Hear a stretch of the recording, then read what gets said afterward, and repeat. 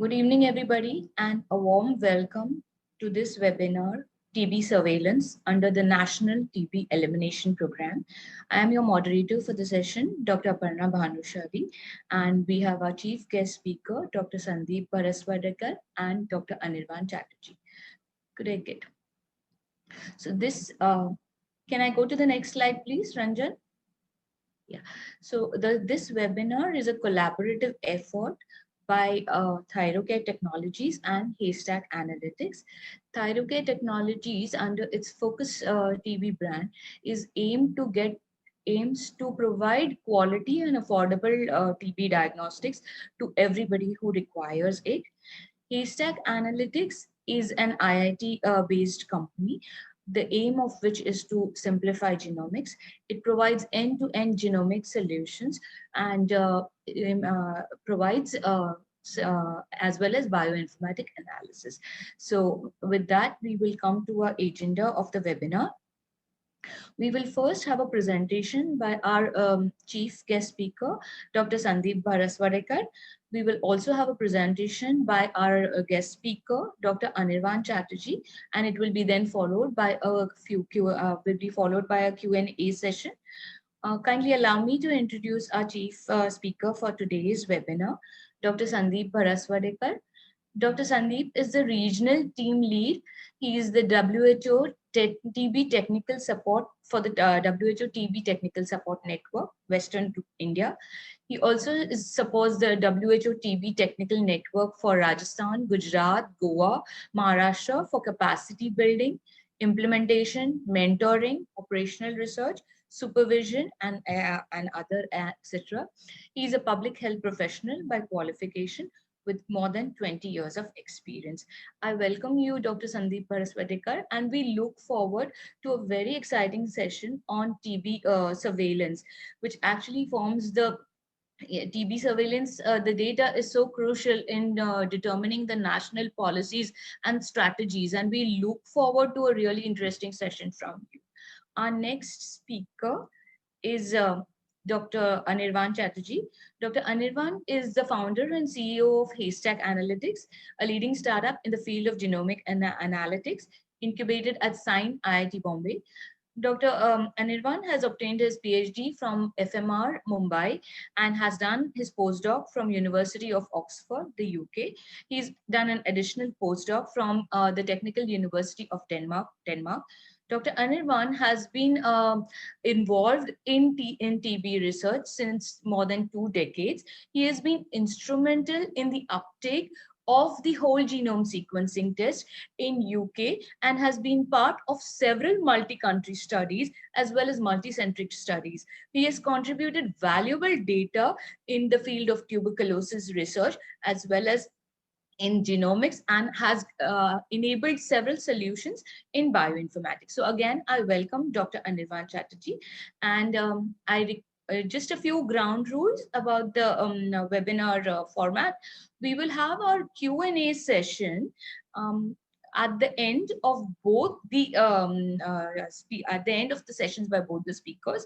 You could use either of the modalities, either type in your questions in the chat box or raise the hand, and we will try to answer as many questions as possible within within our time frame. If we are not able to answer any of these, we will get back to you by mail at the end of the session. So once again, I welcome Dr. Sandeep Bharaswadekar, and I request you to kindly start with the webinar. So thank you. Thank you to Haystack Analytics and Thyrocare for providing program an opportunity to discuss some of the important aspects related with surveillance. So is my screen visible in full screen mode? Yes, perfect. Yeah. So I will be brief and I will try to keep it in perspective with the microbiologists and clinicians and other sector, and not merely for program officers. The intention of having this particular presentation on TB surveillance under NTP is to make all of you aware about various initiatives of National TB program for on surveillance aspects, that how program has been undertaking conscious efforts to understand the disease burden, monitor the disease burden, and plan its activities in context with the various epidemiological characteristics that have evolved over a period of time. So I would briefly touch upon how the TB prevalence surveys are being conducted, and how indirect estimation of disease burden have been attempted, and how then TB certification concept had come, and how the newer digital technologies like Nikshay and artificial intelligence is helping program to undertake surveillance in a real-time comprehensive manner. So before that, many of you may have seen this slide, but this is very important to understand that when India says that we want to end TB by 2025, it means that we want to end TB epidemic. So we want to achieve sustainable development goals 5 years ahead. That is, instead of 2030 as envisaged by WHO, India wants to achieve it 5 years ahead, that is by 2025. So when we say that we want to achieve sustainable development goals, targets associated with it, it means that we want to reduce the number of deaths by 90%. We want to reduce incidence of TB by 80%, and we want to ensure zero catastrophic cost. So the crux of the matter is that when we say we want to reduce it by 90% and 80%, then what is the baseline? And how we have been faring as far as this achievement of these targets is concerned. And there the role of surveillance comes in. We need to understand that as per WHO latest global TB report, we do have around 200 cases per lakh population. It accounts to around 26 lakh TB cases in the country. So with this perspective that we may have around 25-26 lakh cases annually, and we want to reduce it by 80% by 2025, let us see how things are shaping up. So one very important thing is there has been an adverse impact of COVID on TB program. So around 30% of the case notification have dwindled because of COVID in last 1.5 years. You can see that in 2019, we had reached to 24 lakh cases. So, so we consistently build it over a period of time, and then because of COVID again, notifications have declined because of numerous reasons, because of disruption of health services, because of lockdown and other things. But now program has again taken up, and if you see the latest month notification trends, we seem to be reclaiming the lost notifications. So that is a very important thing to understand. When we say surveillance, we need to understand that surveillance does not start with the diagnosis. So TB case is not the point where ideal surveillance starts. Of course, diagnosis, treatment, completion of treatment, getting cured is an important milestones where surveillance systems needs to be in place.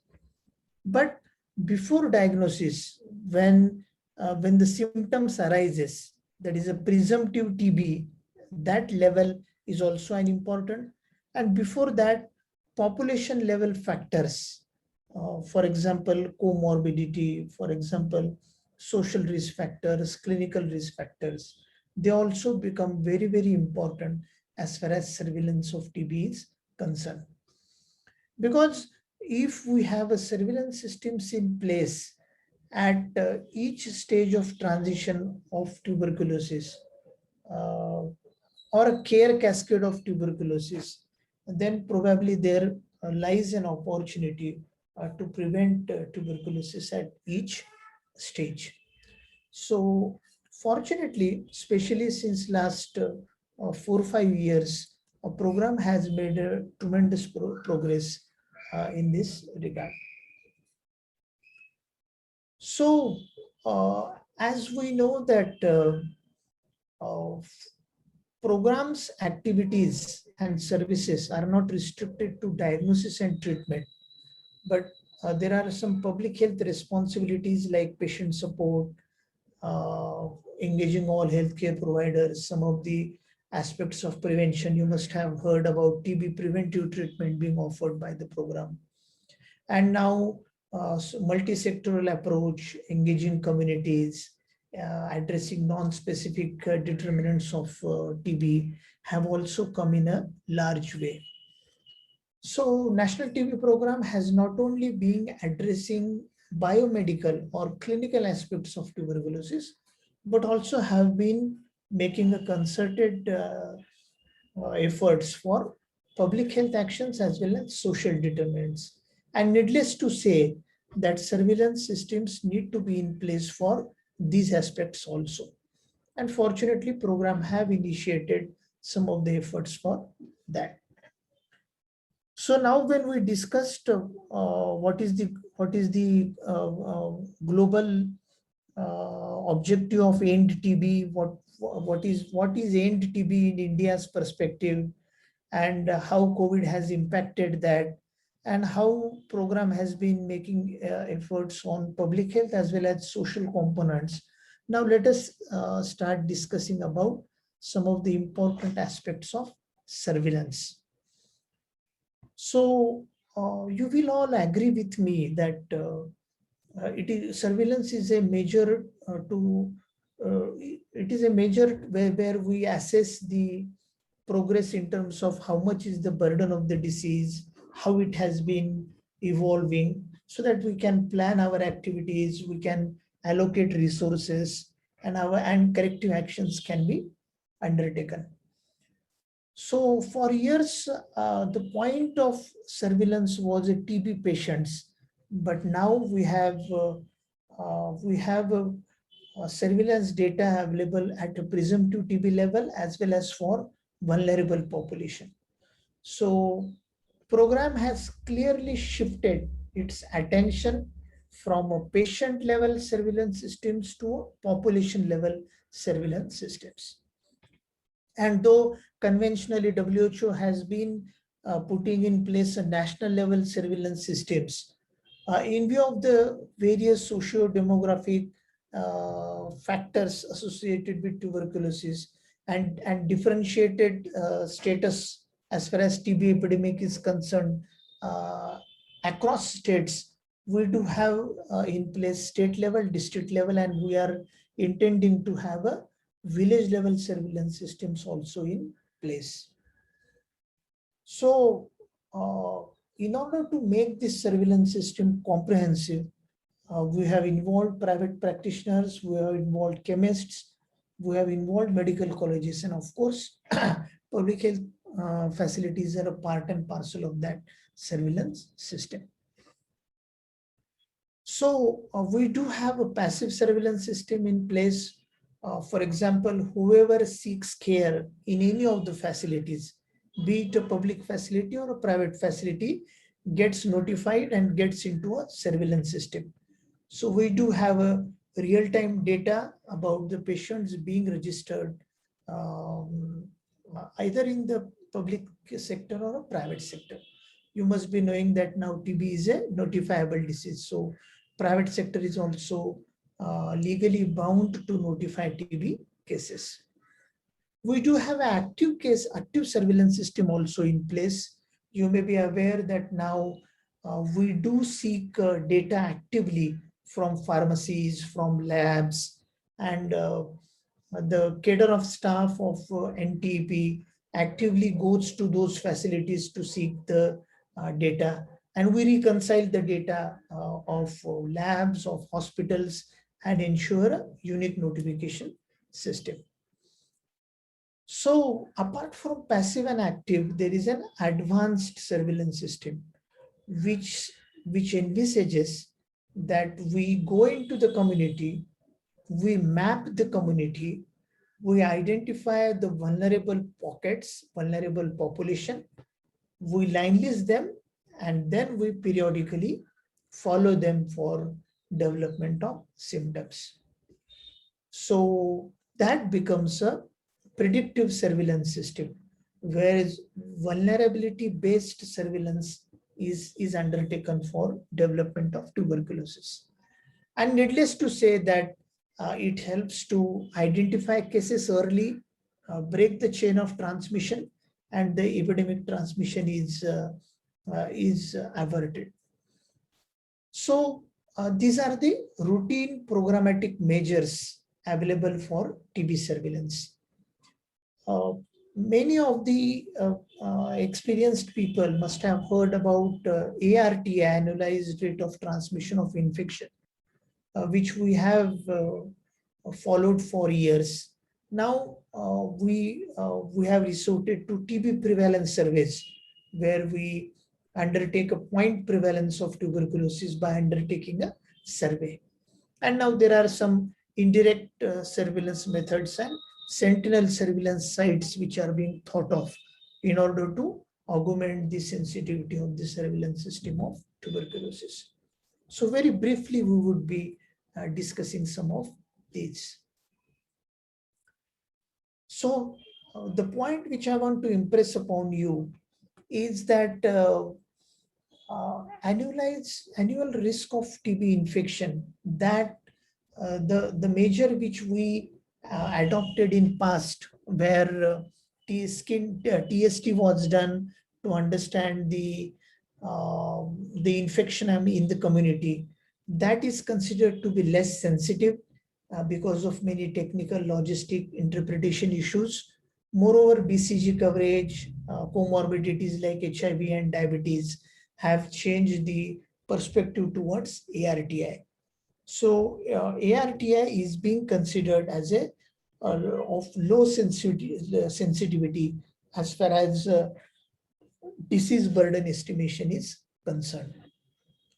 So we do have some data at state level. For example, Gujarat undertook its own state level prevalence surveys and came up with a prevalence of around 420 per lakh microbiologically confirmed TB, pulmonary TB.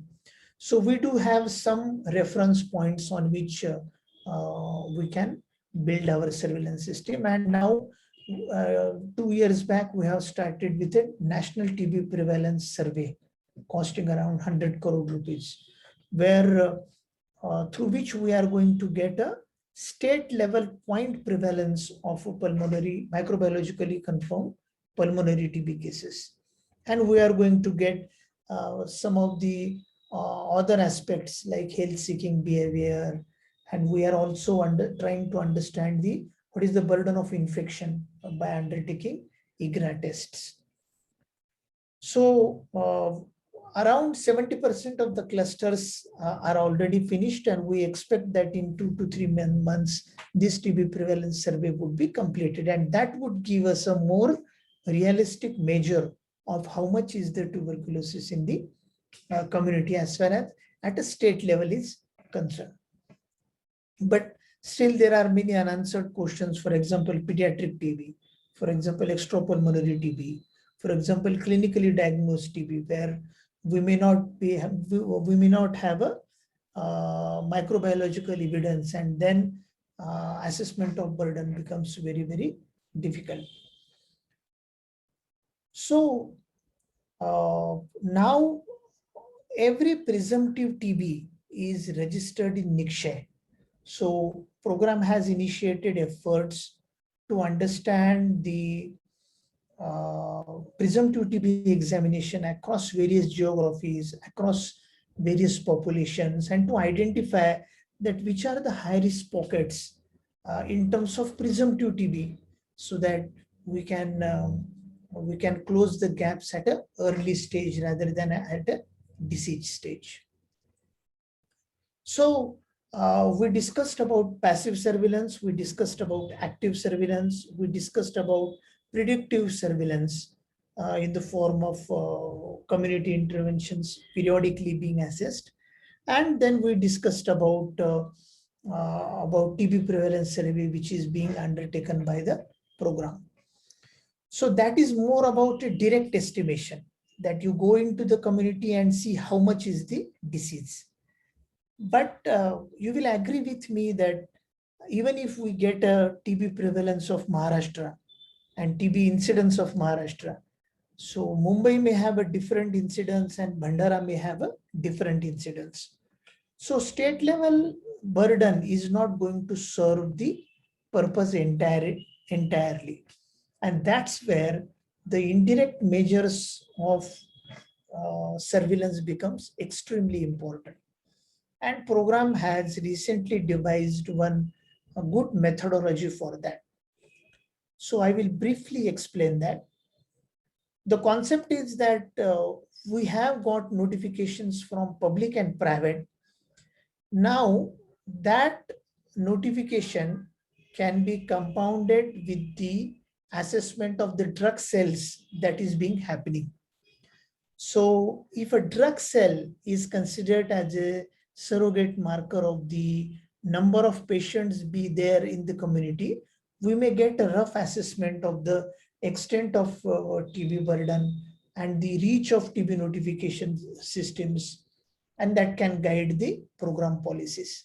And we can further incorporate some quality component by having a focus group discussions into that, so that experts involved at the local level can make some assessment.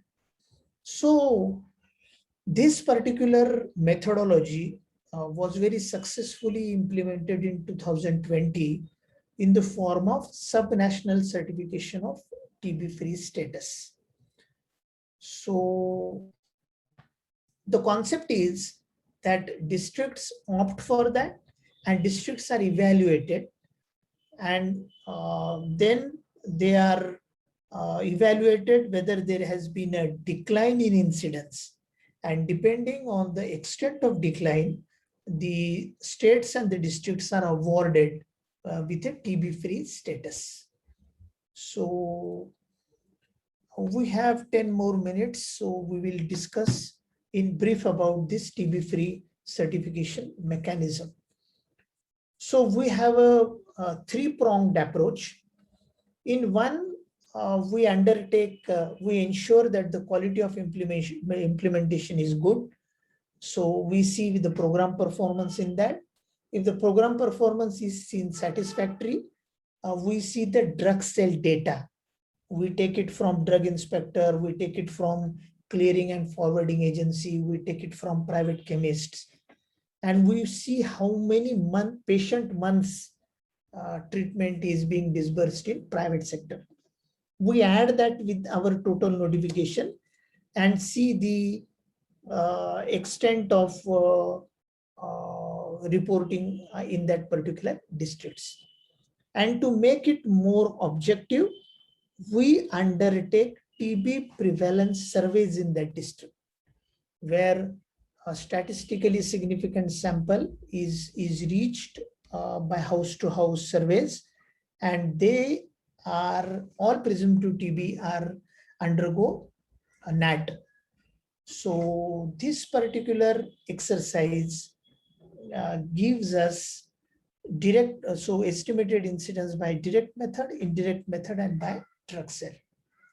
Of course, this is not a perfect solution, but it gives us a rough assessment of where that particular district or a state is as far as TB elimination is concerned.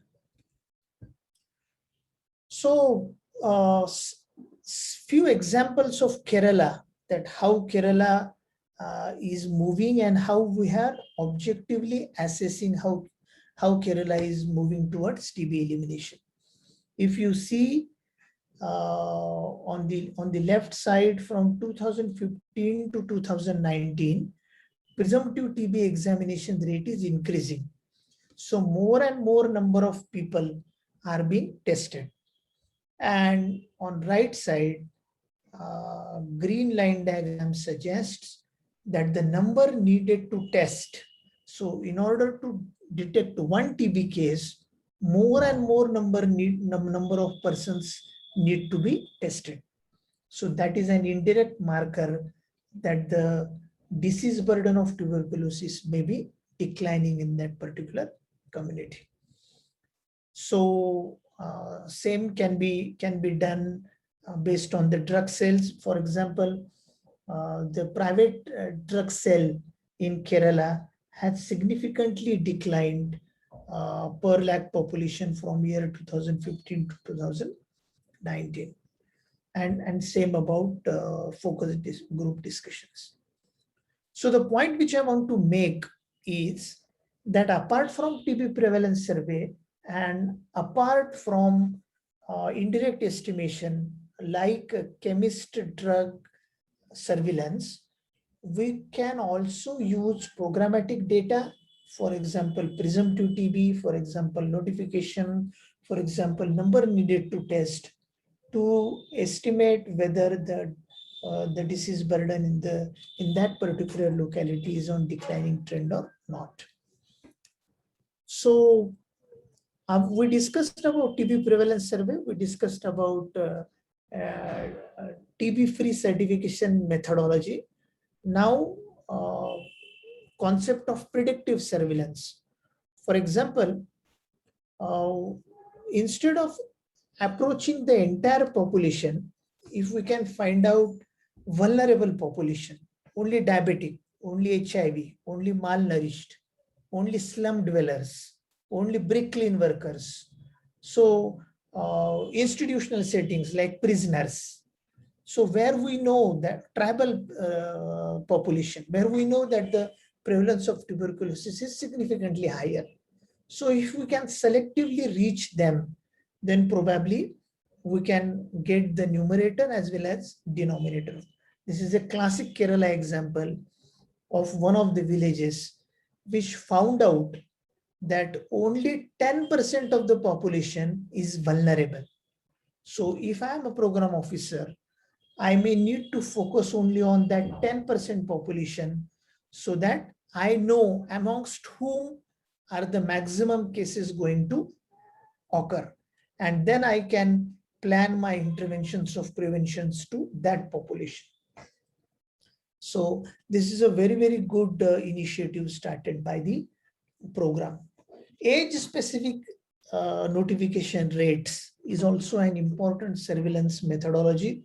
For example, if you see Kerala data, clearly the proportion of TB patients amongst reproductive age group is declining, and in elderly population it is not, which clearly suggests that the epidemic is shifting.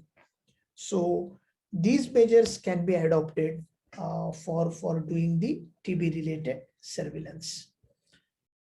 So microbiologically confirmed tuberculosis in context with age stratification can also be done. So focus of TB elimination is being decentralized towards village panchayat. So rather than saying TB-free district, why not to say TB-free panchayat, TB-free village, so that surveillance focus can be decentralized to a village level. Now, last but one point of the discussion is about drug resistance surveillance. As we know that WHO in 1994 initiated the global project for anti-TB drug resistance surveillance. India program has been contributing with data for last more than 2 decades. We have undertaken a national drug resistance survey also. Now you may be aware that all TB patients are tested for rifampicin resistance, INH resistance, all RIF-resistant patients being tested for fluoroquinolone resistance. So that data is also available with us. For example, we know that now 65% of the RIF-resistant patients are resistant to fluoroquinolone in Mumbai, but in rest of the Maharashtra, it is around 30%. So that programmatic data is being used for the surveillance, and through programmatic measures as well as through Union's IT-FIT project.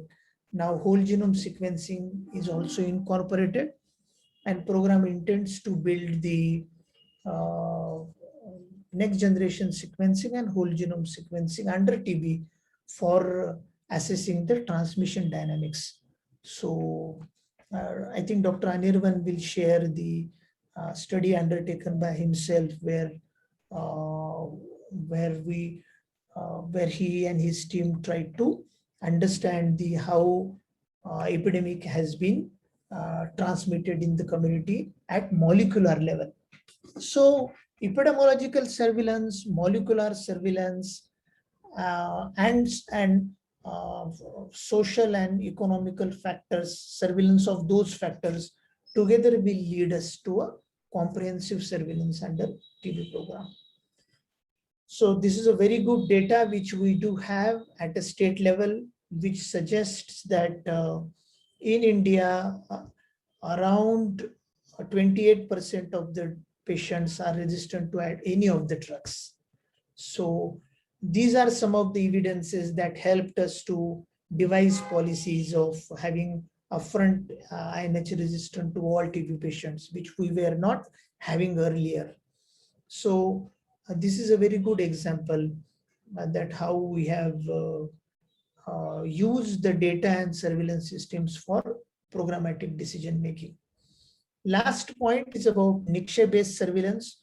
We have a fantastic application which gives us a real-time assessment of the status of epidemic. For example, I can see the types of disease, I can see comorbidity, I can see notifications, I can see gender-wise distribution, and I can see presumptive TB examination rate as per map, as per table, however I want. And moreover, fantastic thing is geotagging of TB patients.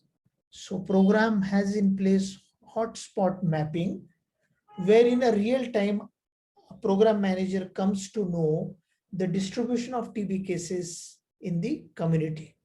So we can clearly focus on the areas where the TB burden is more, so that allocation of resources and logistics can be done accordingly.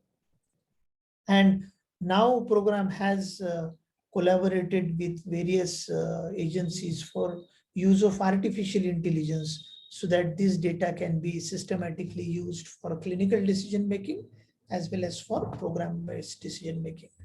So last two slides, one is about what future holds.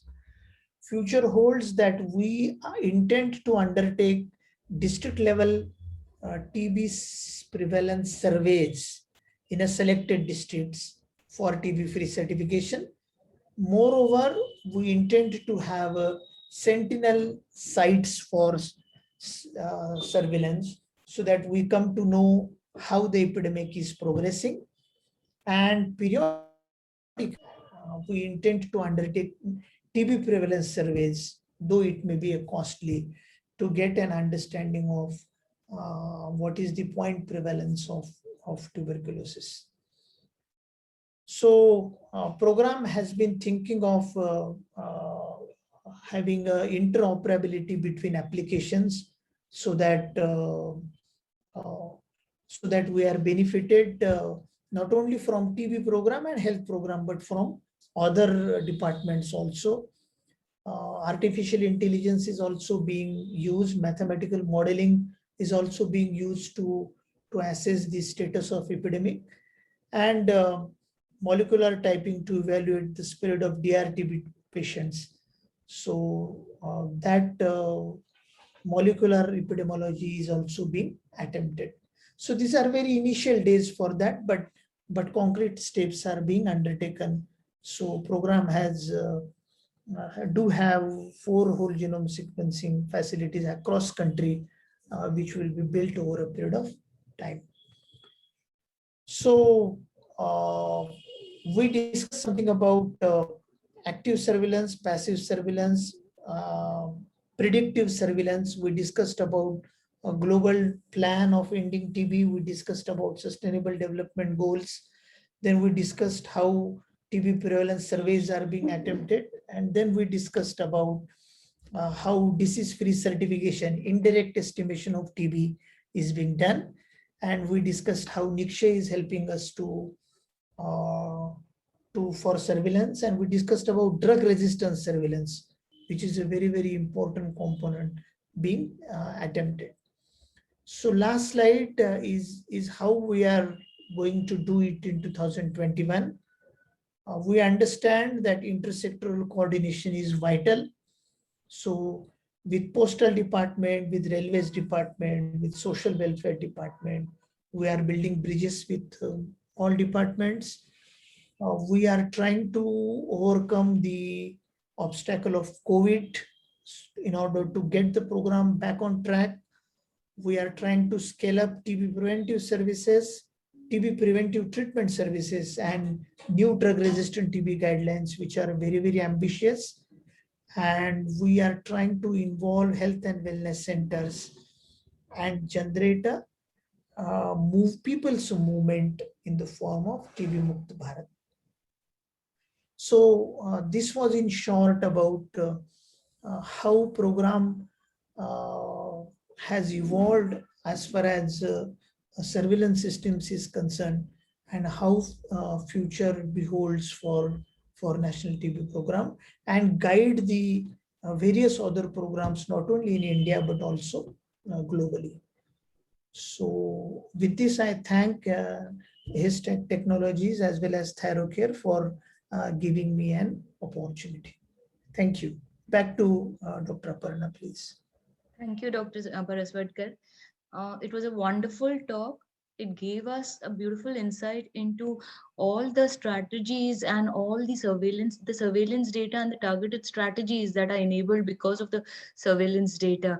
And also, we would like to thank you for a glimpse into what the future and the key priorities are in the subsequent years. And we hope that our TB 2025 and TB mission is definitely achieved. I will request our next speaker, Dr. Anirvan Chatterjee, to please start with his presentation.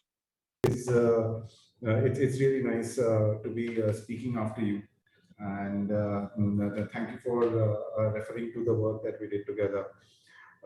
It's really an honor to speak after Dr. Paraswadekar. It was not my turn to speak here; it was Dr. Chaitali's turn. Unfortunately, due to some personal reasons, she could not join in. And given the amount of work Dr. Chaitali and Thyrocare have done over several years through their Focus TB brand, I think I'm pretty sure I won't be able to match up to what Dr. Chaitali would have shared with you all. So my apologies for all the places where I don't do well. I'm sure Dr. Chaitali will be happy to answer some of your questions if you leave them in the box. To begin with, again, I think it's really a huge opportunity for us to have tied up with Thyrocare and on this. While Thyrocare needs no introduction, Haystack Analytics does need some introduction. We are a lab company out of IIT Bombay. We work in genomics technologies, and what we really believe in is genomics should be accessible to everybody. And by that, we mean that not only the technology, but the ability to use the technology should be widely available. And that can actually change the entire way we use genomics. With my experience in tuberculosis, the first disease of choice was tuberculosis that we worked on. We have been generously supported by the Department of Biotechnology, Departments of Science and Technology, and others. And as Dr. Paraswadekar said, the first time we launched this was not only with the NHM, not only with the WHO, not only with the Central TB Division, it was with Dr. Paraswadekar and at that point, Dr. Padmaja Jogevar. So all the things that Dr. Bharaswar has said about what the government is trying, we should now believe it even more because they supported a startup and let us go ahead and do this work. So thanks again for this, and I'll get on with the slides now. So to begin with, we need to understand this entire phenomena of multi-drug resistance and what has it got to do with multi-drug therapy? Well, it has got nothing to do with multi-drug therapy because multi-drug therapy was designed so that multi-drug resistance doesn't come. Because evolution always results in drug resistance in some form or other. Because TB is a slow-growing bacteria, the chances of developing drug resistance is much higher than other bacteria. And very early on, WHO and the scientists of the world put together this idea of putting multiple drugs so that if one drug doesn't work, the other 3 kills. If the second drug doesn't work, the other 2 kill. And what happens now is, if we are now giving a multi-drug therapy where 3 drugs don't work, 2 drugs don't work, then we no longer have a multi-drug therapy. And that is at the crux of some of the problems we are facing in the world today, where when we are expecting that the patient is undergoing a multi-drug therapy, the patient might not be undergoing a multi-drug therapy if we have not tested all the drugs that we are giving to the patient. Which means, in a multi-drug therapy, when 1 or more drugs are not working, the other drugs are at risk because they can develop resistance much faster. So this is the standardized regimen for tuberculosis. This is very well understood. This is very well updated by WHO and other agencies of the world. And the success of this treatment in the patient is associated with the use of the selected drugs. And the greater number of effective drugs that are put in, the better is the treatment outcome. The challenge, of course, has been on the technological side. As universal DST has been rolled out, it has become more and more challenging because there is no one single method which is perfect for finding out this drug susceptibility. When we compare the molecular tools versus the phenotypic DST, we find that even phenotypic DST has sometimes much higher error rate for a few drugs than the molecular tools. And we also understand that there are some phenotypic DSTs which are really, really gold standard and cannot be probably replaced by a molecular tool. And this is a big challenge because if a patient has to undergo multiple tests to arrive at the right decision of the therapy that must be given, in a resource-limited setting like India, this becomes extremely challenging. To call a patient who is already stigmatized to a diagnostic center, to a clinic for multiple tests for the medicine, we are ensuring the patient is not going to comply with the therapy just because we are not able to provide the right therapy, just because we've not been able to identify the right drugs. That technical challenge is the origin of resistance and the criteria that we use to make that choice of drug resistance and make the choice of therapy thereof. The interpretation of results and data reporting must be standardized to an extent where a country like India, where there are 30 lakh patients, they can all access decision in the best possible format at the earliest point of time. When you look at WHO and their list of drugs, there are several drugs for which phenotypic DST has been listed as not reliable and not reproducible. And this is the gold standard. The challenge remains on the technological side, on the microbiological side, that we don't have a unified test to provide a universal DST. If we don't have universal DST, we can't decide on universal regimen. If we can't decide on universal regimen, we are going to lose one drug after another and one patient after another. One of the best things that happened over the past 15 years, while genomics has changed everything from vaccines to cancer therapy, what has happened is the scientists across the world have put their head together for this neglected disease and produced significant publications one after another. The Harvard School of Medicine, the University of Oxford, the Swiss Tropical Institute, the Johns Hopkins, they've all come together and proved time and time again that next generation sequencing is probably coming up as one solution which will have the best chance of giving us that decision very, very early on in the life of a TB patient. I have been very fortunate to be part of some of these studies with some of the key opinion leaders in this domain, and we now are looking forward to make genomics for TB as the standard of care. I'm not saying we are already there, but we have started. ThyroCare has taken that lead, and it's not just us. In 2015, the NHS rolled out TB genome sequencing. In 2017, the WHO launched the first next generation sequencing guidelines for tuberculosis. The government of India, the programmatic management of drug-resistant TB. And this is really, really critical because we're talking about India, we're talking about India's healthcare system, and we're talking about tuberculosis. We all think that we are not working in that aspect. And this year, the tuberculosis elimination program in India has already put out next generation sequencing as one of the key technologies that will be onboarded in the TB elimination program in India.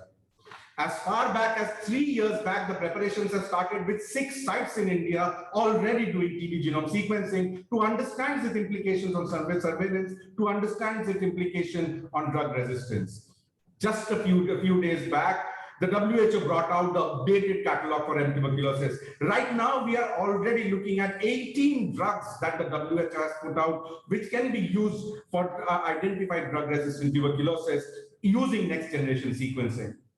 Some of the team members at Haystack are already authors in that report, and we continue to work very, very closely with the government to ensure that all the data that we generate not only helps the patient that is coming today, but helps the patient all over the world with anything that we learn from genome sequencing for every patient that we are able to provide it for. When we talk of tuberculosis, we talk of defaulting. We talk of defaulting because people don't take drugs, people don't comply. What we fail to understand is if we don't give a therapy which works every time, the patient is not going to continue with the therapy. Globally, we know that more than 75% of MDR are untreated. Why are they untreated? They are untreated because the patient is stigmatized. They are untreated because there is a delay in diagnostics. They are untreated because the treatment is delayed. Inaccurate therapy is probably one of the most important reasons for why we have landed ourselves in this situation and why the world has come together to rectify it today. We urgently need to stop defaulting, and whole genome sequencing is probably one of the most crucial steps the world has already taken towards it. When we started working on whole genome sequencing, our idea was not to sell a test at 15,000 rupees, but to make that test affordable. We worked with the one champion of this case, and that is ThyroCare. For years together, people have associated ThyroCare for providing the best technology to people who can't afford it, just as well as the people who can afford it. With ThyroCare, we have now launched whole genome sequencing for tuberculosis at an unbelievable cost to the patient of 3,000 rupees, which is a launch price.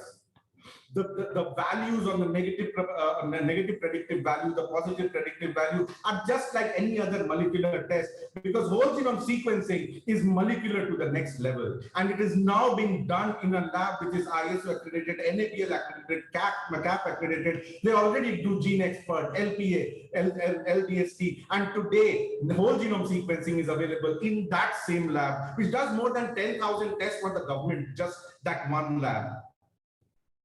When ThyroCare provides the whole genome sequencing, it provides screening for 18 antibiotics, the newest one. And the best part about whole genome sequencing is if today when I go back and I find that there is a new mutation which is known to be associated with pretonomate, it will be available tomorrow on the catalog with ThyroCare. Today, the turnaround time is 12 days. When you compare that to a culture DST, which can take up to 60 days, it's an impossible feat that we have already achieved. And we are not stopping here. The more samples that we get, the more inspired we get by the reactions of the clinicians, the more we strive harder to create this technology. At ThyroCare, we are committed to ensure that we bring it down to a place where every TB patient in India must get a drug that works. Several clinicians know that a TB patient responds to therapy and after 3 weeks returns back because he stops responding. There are several articles which have shown that there are mixed infections. Whole genome sequencing provides us the opportunity to identify that, provides us the opportunity to identify NTM, so that an NTM patient is not given a TB therapy, is actually given an NTM therapy. That is the value of whole genome sequencing. And the value of working between Thyrocare and IIT Bombay startup is that we create technologies which work for India, create technologies which are affordable in India, and we have provided it to Thyrocare, which has integrated into their world-class laboratory. It is integrated into their CGST laboratory. The entire genomic analysis has been automated. A report that goes out from Thyrocare every day is an automated report. It cannot be changed. It is the best-in-class report that one can offer. The interpretation is already there. The reporting itself, we have worked so hard so that every doctor who has ever used a molecular report knows that when we put out rifampicin mutation not detected, it means that rifampicin will work.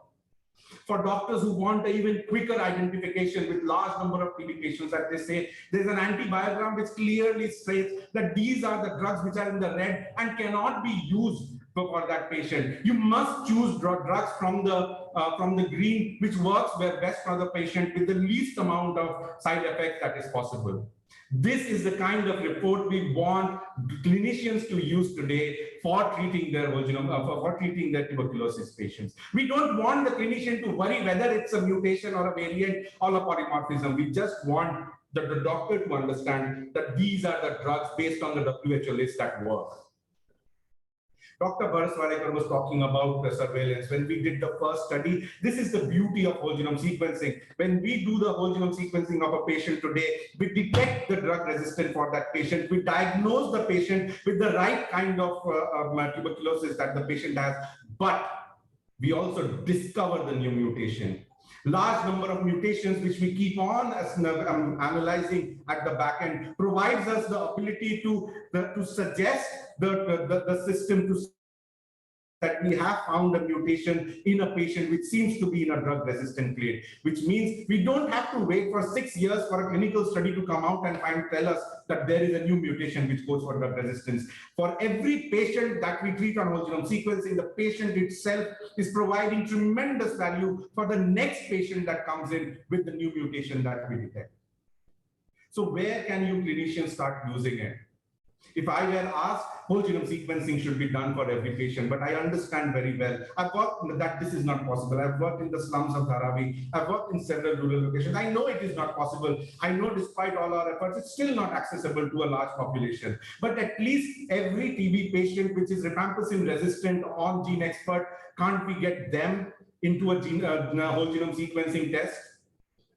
Isn't that worth the gamble that we want to take so that after 12 days, we have the report from 18 antibiotics and the clinician is now empowered to give the patient the right drug at the right time.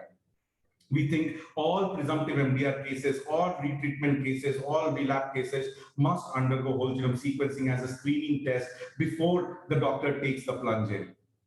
This is probably our best chance at stopping the rise in XDR and stopping the rise in XXDR, because we must remember we have an excellent TB program in this country. What that means is a TB patient today in India is getting the best treatment, which also means every drug susceptible case of TB in India will be relieved from that situation and will not transmit. That means the only people who will transmit are the patients who do not get the right drugs. We don't want to replace a treatable epidemic with a very, very difficult epidemic. And today, the idea is to provide universal DST at the earliest possible time. And Thyrocare has taken this lead to provide this test at a price which is almost comparable to the price of a LPA per plus a GeneXpert done together. In a nutshell, as Dr. Chaitali said, and we really miss her today, and she will be definitely joining us for the next webinar, and we hope her well. we are transitioning into the whole genome sequencing, the TGS test, as the standard sequencing method, as a standard screening method for TB diagnosis. Today, the test is able to provide drug resistance of 18 drugs in 12 days at an affordable cost, and we are consistently working on improving both these parameters of the number of drugs and the turnaround time. Thank you. Thank you, Dr. Anirvan. And with that, we'll quickly go to the questions because there seem to be quite a bit of questions. So let me start with the first question. I think this can go to Dr. Baraswadikar. Dr. Baraswadikar, it says that the data from 2018 shows that the number of TB patients treated in the private sector is 22 to 25 lakhs. Of these, only 7 lakhs are notified as per the 2020 report. Could you please comment? It is not likely that many patients are not being notified as dipstick surveys and anecdotal evidence would indicate. So, TB notification from private sector has reached up to around 6.5 lakh in 2019. So, but we are not exactly knowing what is the denominator, that out of what 6.5 lakh have come to us.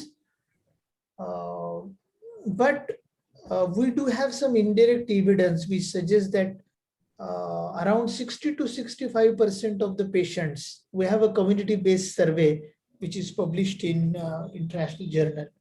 We suggest that around 60 to 65% of the patients TB patients seek care in private sector. So when we say that India is missing around 7 lakh TB cases annually, we may safely assume that majority of them may be in the private sector. So probably public sector capacity is capitalized. Now it is the need is to capitalize on private sector, so that around 4 to 5 lakh TB cases that which are missing may be reached from private sector. The second question, thank you, Dr. Baraswadikar. The second question is, kindly explain how private drug sale data is accounted into TB patients. Yeah, I think, see, what we have done is, we have considered rifampicin containing regimen for calculating the number of patients being treated in private sector. And we have considered patient months to estimate at the approximate number of patients that are treated in private sector. For example, we have a 1000 rifampicin containing regimen being sold. Then from that, we arrive at number of patient months that 1000 rifampicin containing drugs may suffice to. So from that number of patient month, we add up to the number of patient month from public sector. And from that total patient month, we calculate the number of estimated TB patients. The problem is that when we say 1000 courses of rifampicin are disbursed in private sector, it does not mean that 1000 divided by 180 is equal to number of TB patients in private sector, because few patients may take it for 1 month, few patients may take it for 6 months. So in order to rectify this problem, we considered patient months rather than patients. The next question is, kindly explain how this is done. How can we calculate the number of TB patients who are getting treatment by other pathies instead of allopathic medicine? See, we do have some experience of a pilot which we conducted in Patna, in Mumbai, in Mehsana, which have taught us that majority of TB patients are treated by modern medicine doctors. So our pilots suggest that majority are with with allopathic doctors, and other pathy doctors work as a more of a referrals. So identifying presumptive TB, referring them to a modern medicine doctor, and strengthening those linkages is the advantage associated with other pathy doctors. But I agree with you. We need to do a more systematic study to find out that how many are being treated by other pathies and with what regimen they are treating it. The next question is, how was the sample size taken into consideration? For This is by Dr. See, Mubin. so for TB prevalence survey, we arrived at a sample by multi-stage sampling. So it was a cluster sampling, which would give us a sensitivity of a state level statistically valid sample size. And for indirect method, that is for TB-free drug certification, we have a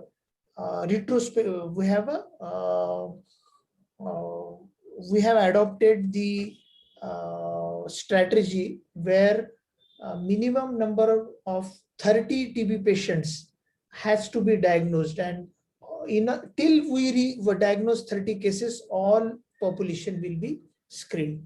So that technology, that strategy is generally adopted for leprosy, but we adopted this for TB, for the TB-free certification.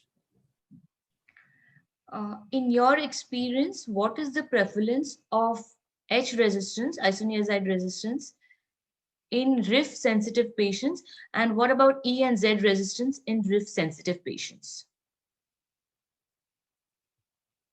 So that is a great question. Our program data suggests that around 12% of the all TB patients are INH resistant. So when we say that around 4% of the TB patients are RIF resistant, the INH resistance is to the tune of 12%. So INH resistance in the previously treated TB patients is around 20%. So prior exposure to anti-TB drugs predisposes to INH resistance. So that information we have. And of course, pyrazinamide resistance is not known because DST was not standardized when and is still not standardized for by WHO. So that understanding we do not have. The next question is by Dr. Selvarajan. He says, TB patient precaution against COVID vaccine 19 regarding COVID vaccination. I'm not sure what this means. Yeah, I think this is again a good question. Program has clarified that TB patients can take COVID vaccine. So TB is not a contraindication for COVID vaccine. Moreover, they are more eligible to get COVID vaccine because you know that vulnerability, fatal outcome associated with COVID when TB is superimposed is around 2 to 3 times more. So all TB patients may need to take COVID vaccine. I think this question is for Dr. Anirvan. What about other labs? Are they offering the same amount for WGS? Is what is written by Dr. Rumana Farooq Mir. I'm not aware of this. Sorry, I don't know the answer to that yet. So I do know that there are 6 sites in under the National TB program which are doing genome sequencing, but for surveillance. I think there's a lab in Bangalore which is probably offering this test, but at a much higher price. I'm not aware of the validity of the test, but then yeah, that's the best I can guess right now. Okay. Let me take a couple of. One question is from Pushpendra Singh, is WGS being done directly from sputum samples? If yes, is it only for smear positive or also for smear negative cases? Or WGS is being done only for culture positive cases? This, I think, Dr. Anirvan, you'll have to take this question, please. Sure. Hi, Pushpendra. Thanks for that question. Very nice connecting with you. Right now, we are doing it for sputum positive pulmonary cases. We've also started for culture positive extrapulmonary lymph and BAL samples. While we have tested the test on sputum, we have not yet validated that, so that's a little while away. So right now, pulmonary TB is on sputum positive, extrapulmonary nodular and lymph and BAL samples are on culture positive.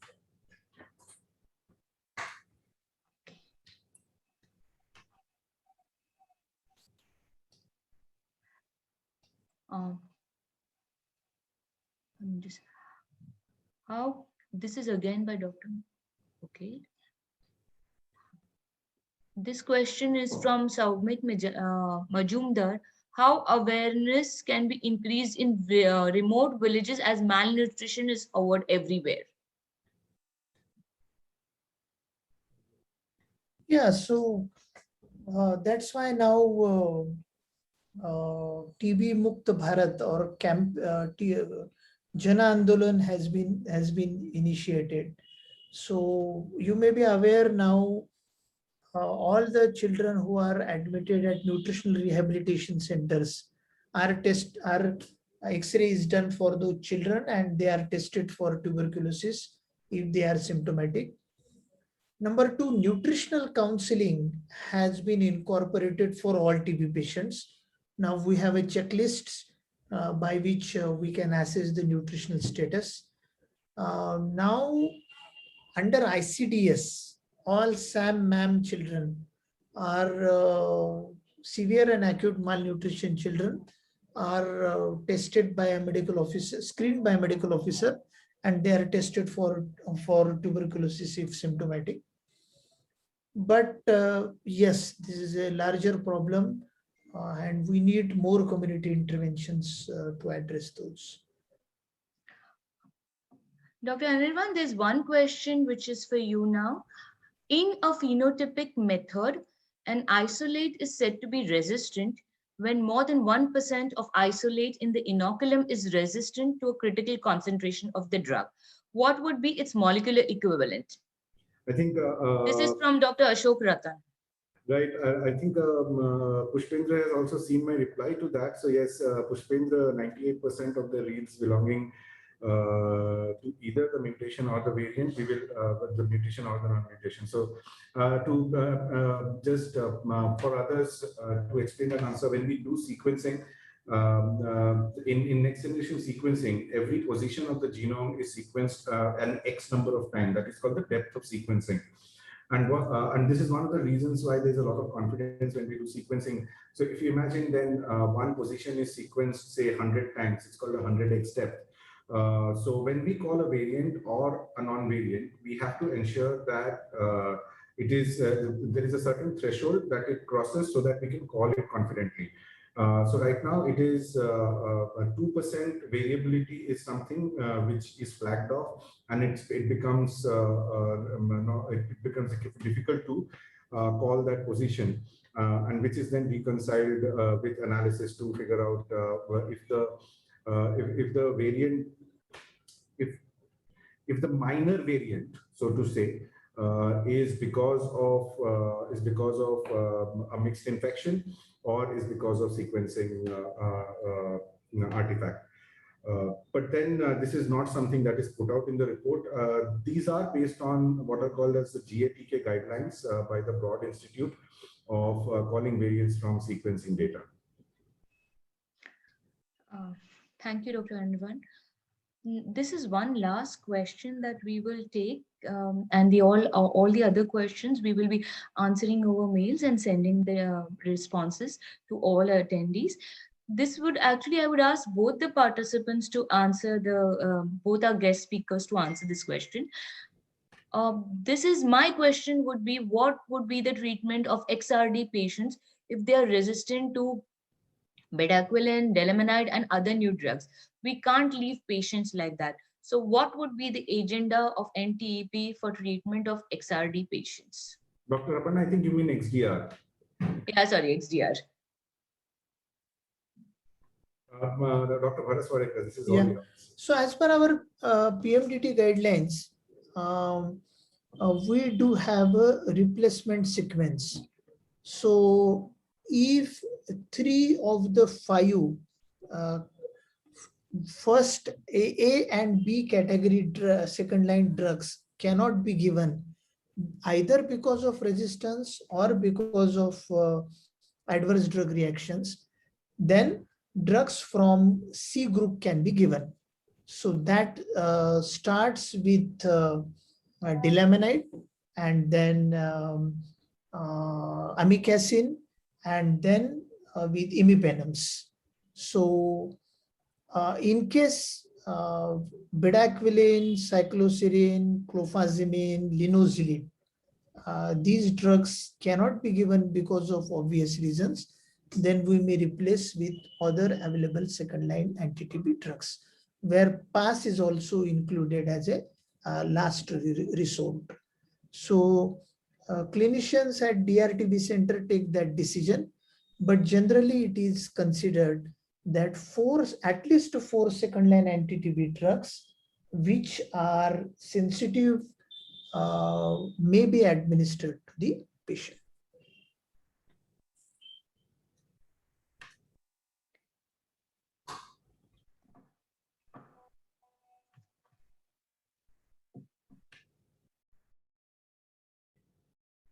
I think Dr. Aparna, we can move ahead. Dr. Bharat Swadekar has already answered that question.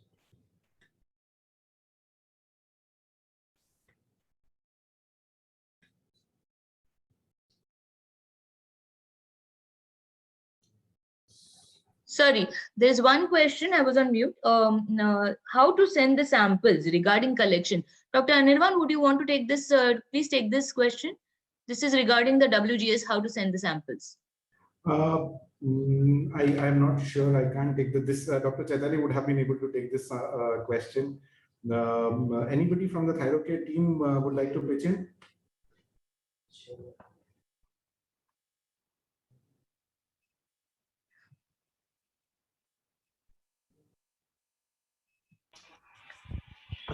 Sorry, can you repeat the question, please, Dr. Aparna? How to send the samples regarding collection? That's the question. Okay. So in our so many cities, we have a LME. So if any intimation given by LME, we will connect the sample and take it back to the Mumbai CPL lab. Thank you. Thank you. There's one more question, which will be the last one now. Can you throw some light on extrapulmonary tuberculosis cases who can be taken for whole genome sequencing showing drug resistance? I think this one you can take definitely, Dr. Anirvan. I can definitely take this. I think my answer to that is as of now, anything that grows we can sequence. What we have worked out is in case of when we have a sputum, we have worked out a process in which we have a slight enrichment process where we don't actually require the entire culture to flag. But for every other sample, we need a culture positive sample to extract the DNA and then sequence it. So for all other samples, we can do the whole genome sequencing, but we first actually do the primary culture, and instead of then taking that primary culture and putting it into 13 different tubes for culture DST, we actually extract the DNA and do the whole genome sequencing. The turnaround time for such samples will be slightly longer.